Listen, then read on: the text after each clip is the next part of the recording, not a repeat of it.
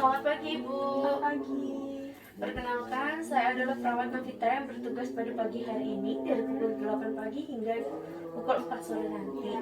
Apa benar dengan Ibu Bu Khairunisa? Iya betul. Baik, untuk adik ini apa benar dengan adik Burhan? Iya betul Nurse. Baik, bagaimana keadaannya Ibu dan adik pada hari ini? Alhamdulillah sehat-sehat ya Nurse. Baik, Alhamdulillah. Bolehkah saya pinjam buku KIE-nya Bu? Boleh ini silakan.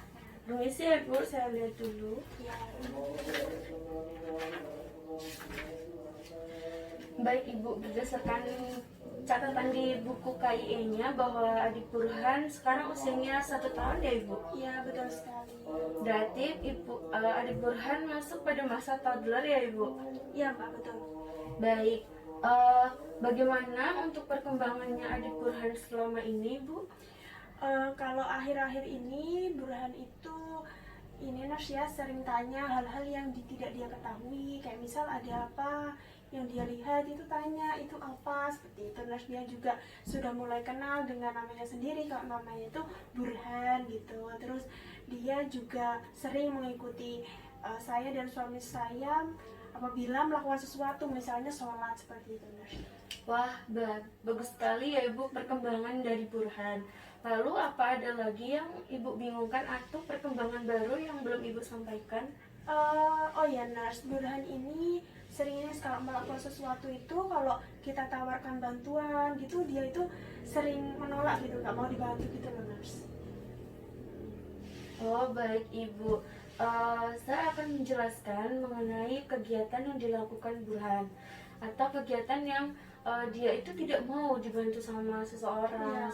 Nah, waktunya sekitar 5 hingga 10 menit dan tempatnya berada di sini. Apakah Ibu bersedia? Iya bersedia Nurse Novita.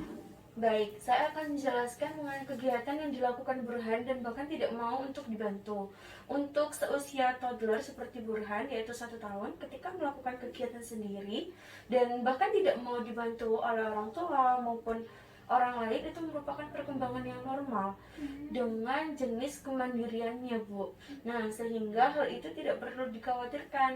Biasanya cenderung untuk tidak mau diperintah. Misalnya, dia lebih suka minum sendiri, lebih suka berpakaian sendiri, atau mandi sendiri. Itu yang sering dialami oleh anak-anak yang berusia 1 tahun. Nah, dalam hal seperti ini artinya bahwa anak mampu untuk mengembangkan rasa kemandirian dalam melakukan kegiatannya sehari-hari. Nah, Ibu dan suami Ibu bisa melatih dan membimbing anak dalam melakukan kegiatan secara mandiri, seperti yang saya contohkan tadi, sehingga membantu anak untuk mengembangkan pola pikirnya. Dan ketika anak bisa dan mampu dalam melakukan kegiatannya sehari-hari, maka ibu atau bapak bisa memberikan apresiasi atau pujian atau bahkan hadiah pada keberhasilan yang sudah anak capai.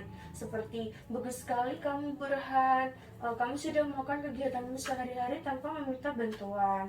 Mama akan kasih 2 jempol dan es krim, sehingga anak mendapatkan dukungan dari orang tuanya untuk berkembang. Dan anak merasa bahwa apa yang ia lakukan merupakan nilai positif dan membuat orang tuanya bangga atas dirinya. Dan ketika anak melakukan kegiatan yang negatif atau membahayakan dirinya sendiri, jangan pernah menggunakan kata perintah atau kata jangan, tetapi berikan anak kalimat pernyataan yang berisikan pilihan. Seperti ketika Burhan lari, kan mungkin ibu takut Burhan jatuh ya Ibu. Nah, ibu bisa, kalau kamu lari terus nanti kamu jatuh, kalau kamu jatuh kamu bisa luka, kamu bisa berdarah. Jadi lebih baik kamu jalan aja, lebih aman. Seperti itu Ibu. Nah, sampai sini apakah ada pertanyaan ya Ibu? Mungkin sampai sini ini yang saya tanyakan itu bagaimana untuk mengurangi rasa cemas seperti itu Nurse. Baik, rasa cemas ya Ibu. Nah, ketika anak merasakan cemas atau takut, itu merupakan suatu kondisi yang membuat anak itu tidak menyenangkan. Rasa cemas atau takut dibutuhkan agar mereka dapat belajar mengatasi beragam situasi di dalam hidupnya. Cemas atau takut adalah hal yang alami yang berfungsi sebagai mekanisme pertahanan diri. Perasaan itu akan muncul walau ketika tidak ada ancaman langsung pada dirinya, namun yang bersangkutan merasa terancam. Nah, tidak selamanya kecemasan dan ketakutan dapat membuat anak ibu itu untuk tetap pada jalurnya, seperti anak ibu takut dengan api sehingga anak ibu menghindari bermain dengan korek api. Lalu rasa takut atau cemas itu juga akan hilang dengan sendirinya ibu. Jadi beberapa hal yang dapat membangkitkan rasa cemas atau takut pada anak ibu itu, ibu bisa memastikan bahwa anak ibu itu dalam keadaan yang aman, terus dalam keadaan baik-baik saja, terus memberikan semangat untuk menghilangkan rasa takut itu. Dan ibu juga bisa menjauhkan hal-hal yang membuat anak itu menjadi cemas. Bahkan ibu bisa memberikan perhatian dan empati yang lebih. Nah, ibu juga bisa mengalihkan perasaan takut pada anak itu. Misalnya kayak, "Mama, aku takut itu." Nah, ibu bisa kayak, "Ya udah jangan ke situ, sini sama mama. Ya udah ke sini aja sama mama." Nah, seperti itu ibu. Apakah sampai sini ada pertanyaan ibu? Mungkin sudah jelas ya, Mbak. Saya sudah paham bagaimana mengatasi apabila nanti Burhan itu cemas, takut gitu, Nurse. Baik ibu, kalau begitu bagaimana perasaan ibu setelah melakukan diskusi bersama saya? Saya ini ya, Nurse, kalau saya lebih tenang, lalu lebih paham dengan pemahaman itu, saya jadi lebih tidak terlalu was-was gitu dengan perkembangan Burhan saat ini. Wah, alhamdulillah ya ibu kalau begitu. Nah, mungkin ibu bisa menjelaskan sedikit mengenai cara meningkatkan rasa takut atau mengurangi rasa takut yang dialami pada Burhan. Ini ya tadi yang tentang cemas dan rasa takut ya. Nah itu mungkin saya harus bersikap wajar, tidak terlalu berlebihan dengan kecemasan Burhan. Lalu kita juga bisa mengalihkan ya Nurse ya tadi ya.